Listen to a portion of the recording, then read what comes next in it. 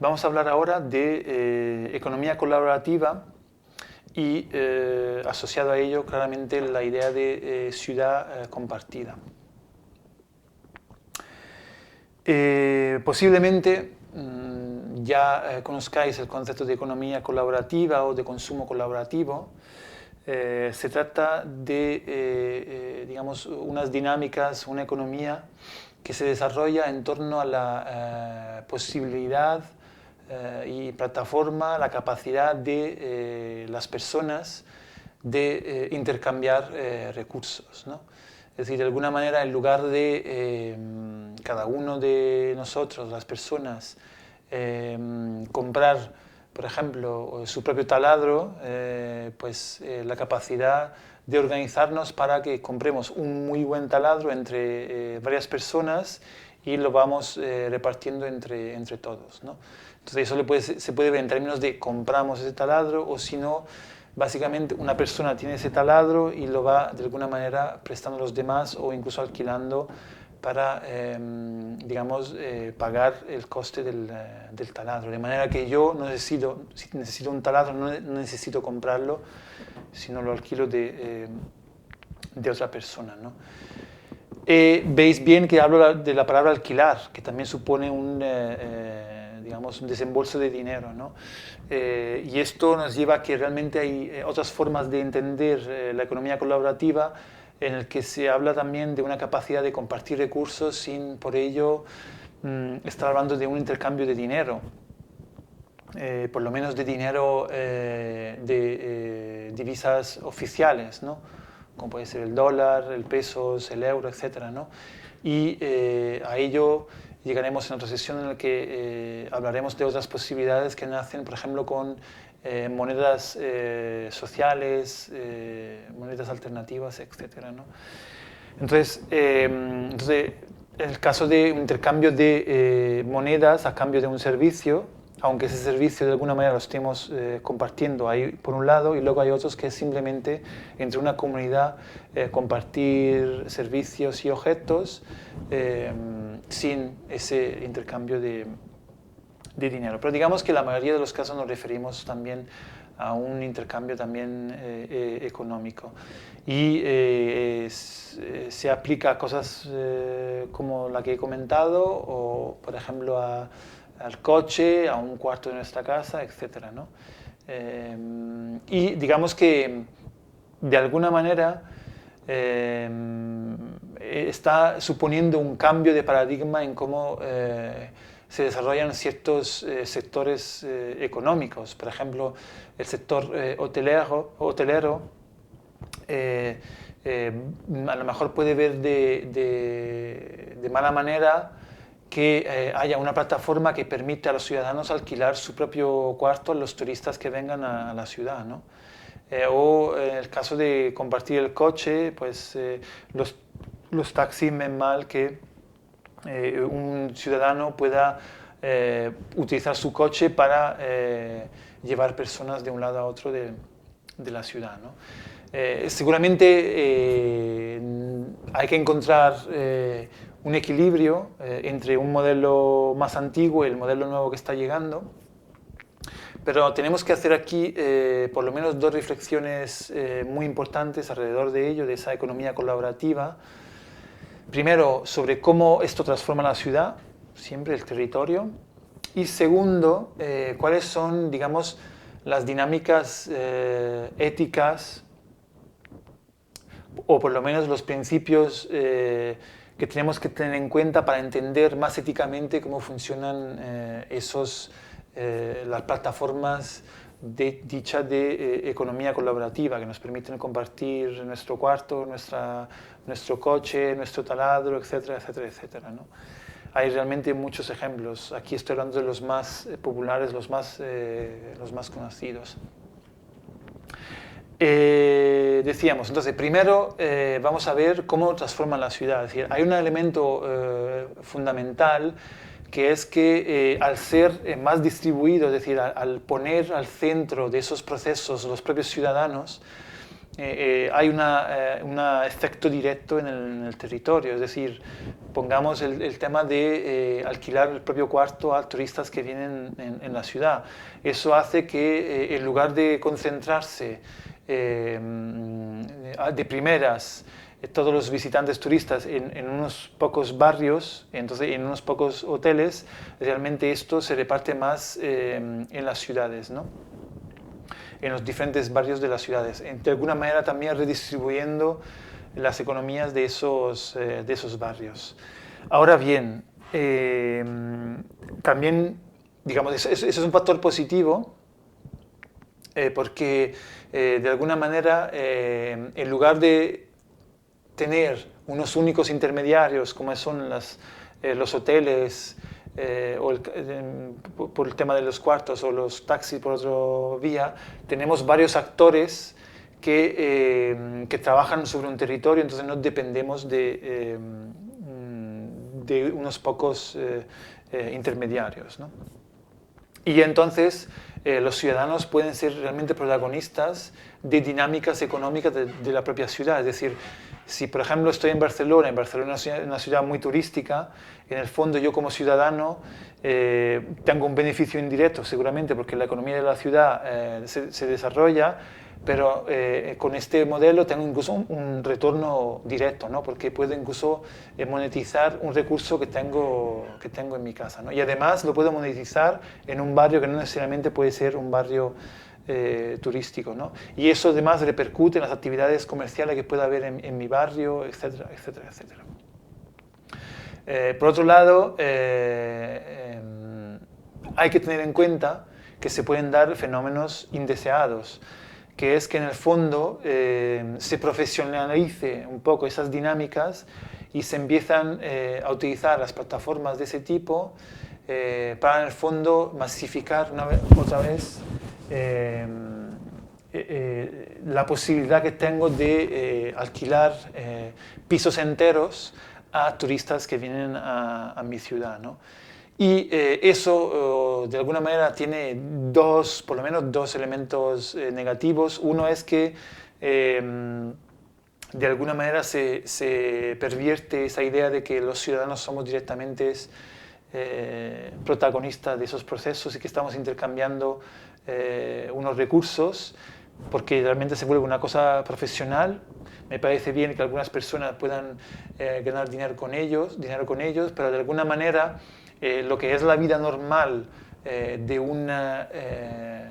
un bloque de viviendas, de un edificio, se puede ver alterado por esa actividad más de turistas, ¿no? Entonces eso habría que ver cómo gestionarlo. Y luego hay otro efecto que es, sí, sin duda negativo, que es el aumento del precio de los alquileres en esas zonas, porque de repente los dueños de esos pisos que alquilan enteramente a turistas a través de esta plataforma de economía colaborativa, realmente ganan mucho más con esas dinámicas, ¿no? Que alquilando el piso a una familia que se queda ahí permanentemente, ¿no? Entonces eso hace que como consecuencia los alquileres empiezan a subir cada vez más. Entonces tenemos una burbuja que es negativa para el habitante local, que puede ser incluso empezar a ser rechazado. Entonces es interesante ver todos los fenómenos positivos y negativos, ¿no? Por otra parte, entonces tenemos un elemento muy interesante que es a nivel de pensar la ciudad de ahora, la ciudad del mañana. Podemos empezar a pensar que los ciudadanos no son simples usuarios. Es decir, la economía colaborativa lo que hace es que los ciudadanos nos volvemos prosumidores, es decir, que consumimos y producimos al mismo tiempo, ¿no? Entonces, nuestra casa, que en el fondo se entendía sobre todo como un objeto que usamos, de repente, si puedo alquilar un cuarto, se vuelve también una fuente de ingreso. Entonces, producir se usa también como algo de producción, ¿no? Mi viaje de una ciudad a otra en coche, compartiendo las plazas libres, pues me permite que ese viaje me cueste menos dinero. Y luego veremos otro elemento fundamental de todo esto, que es la parte convivial, la parte humana, etcétera, etcétera, ¿no? Entonces, los ciudadanos somos prosumers. Esto quiere decir que nosotros somos actores de los fenómenos que ocurren en la ciudad, en los territorios. Y entonces, ¿qué quiere decir esto? Que a la hora de, por ejemplo, imaginar infraestructuras para una ciudad, en lugar de pensar que simplemente los ciudadanos somos usuarios y tenemos simplemente que pensar infraestructuras para los usuarios, nosotros podemos empezar a pensar que no, que los ciudadanos son protagonistas que crean ellos mismos infraestructuras, ¿no? En este caso son infraestructuras que están basadas en la inteligencia colectiva que se genera gracias al intercambio de información digital y entonces de plataformas digitales, ¿no? Que nos permiten optimizar y utilizar esa información para luego ofrecer un servicio.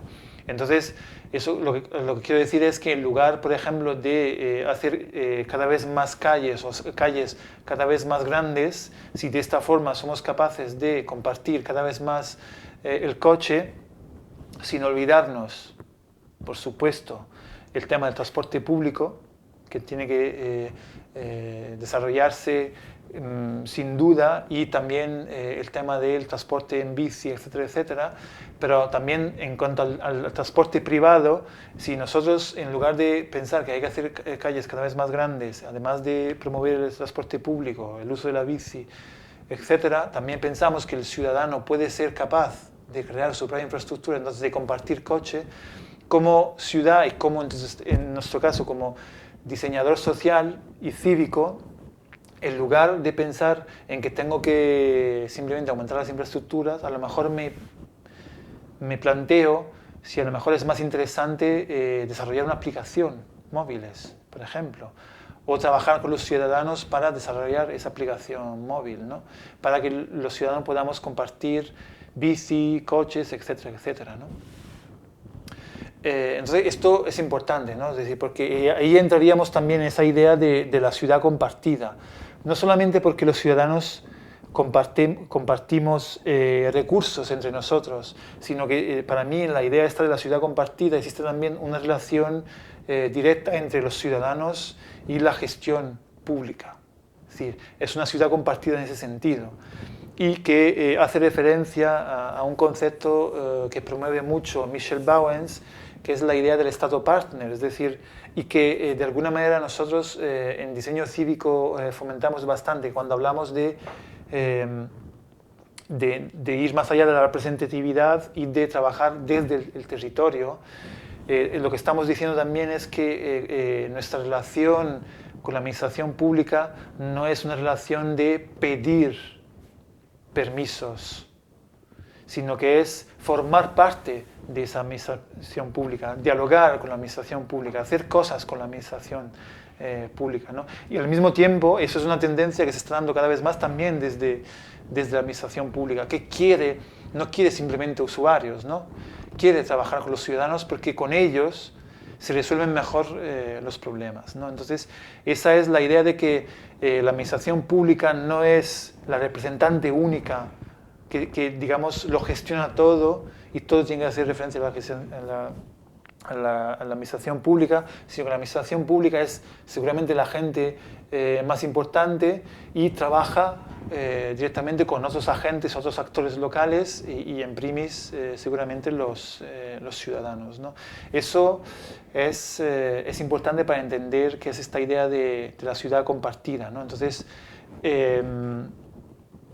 de alguna manera hacemos referencia a esa relación de par a par también con el ciudadano, ¿no? Y por eso esa idea de no depender todo de la representatividad.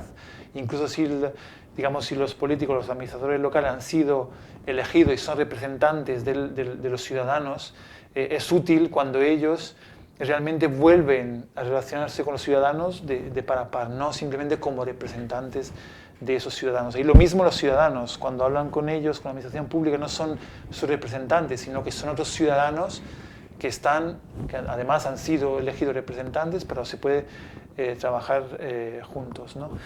Y para entender mejor eso, hay que hacer referencia al concepto de bien común y procomún que trabajaremos en otra sesión, pero es esencial, ¿no? Para que podamos diferenciar, porque a veces se hace confusión entre lo público, lo privado y lo procomún. Sí, muchas veces se confunde el público con el procomún, ¿no? Y lo procomún realmente habría que entenderlo como una tercera categoría. Entonces eso es fundamental, y para esa ciudad, esa idea de la ciudad compartida, entonces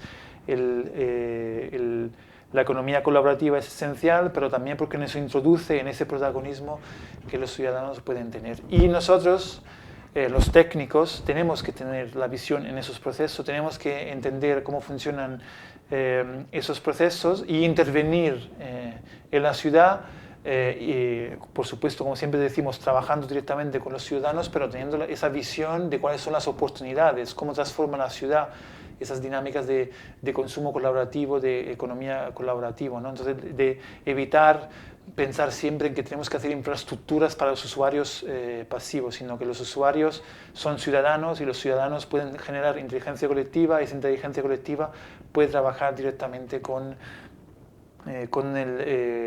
la administración pública, y en ese proceso lo que nosotros somos como diseñadores cívicos puede facilitar todo ese proceso, ¿no? Puede generar mejor esa conexión, y aún más, vuelvo también a lo que estamos trabajando, que es también la idea del espacio cívico. Los espacios cívicos pueden ser también pueden generar esa conexión entre los dos. ¿Por qué no pensar que los administradores públicos, en lugar de trabajar siempre en sus edificios públicos, puedan trabajar en espacios cívicos, y los ciudadanos también hacer lo mismo? En lugar de trabajar en sus lugares habituales, trabajan ahí como un espacio de coworking cualquiera, y eso les permite tener encuentros informales, de manera que el intercambio es más rico y luego se puedan dar colaboraciones mucho más fructíferas, ¿no?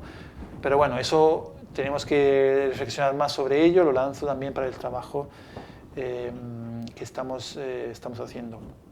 Hay un elemento que también tenemos que tener en cuenta, que es, porque claro, nosotros estamos hablando aquí de que la economía colaborativa elimina los intermediarios, pero en algunos casos esos intermediarios pueden volver a venir, digamos, de otro lado que no nos esperábamos, ¿no? Es decir, que también es cierto que existe el peligro de que se generen grandes plataformas que de alguna manera gestionan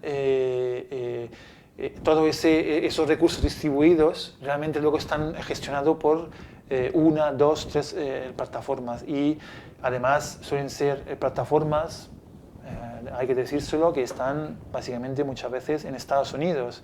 Entonces, de alguna manera nos encontramos en una situación un poco rara, que el transporte, digamos, colectivo, que puede estar pasando en París o en Londres, a través de plataformas que nos permiten ofrecer a los ciudadanos ese servicio, realmente esté filtrado por una plataforma que se desarrolla en Estados Unidos, cuyas políticas, digamos, de gestión de esa plataforma no tienen por qué ser directamente, digamos, sincronizadas, tener sinergia con los intereses y la gestión de las políticas locales en Londres o donde sea, en Bogotá.